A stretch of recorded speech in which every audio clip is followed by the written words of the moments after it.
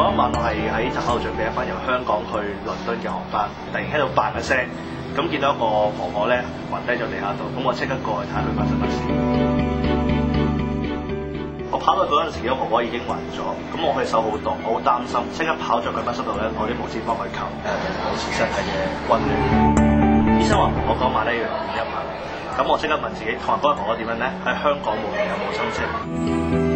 我即用我手機 Apps 去幫佢跟住鄰近嘅酒店。咁我跟住諗婆婆點樣去酒店咧？考慮到婆婆咧係年紀大，人生路不熟，我寫咗2張便條俾婆婆，中文咧係俾啲司機睇嘅，英文咧係俾婆婆知道第2日幾多點同埋翻去揾朋友嘅詳情。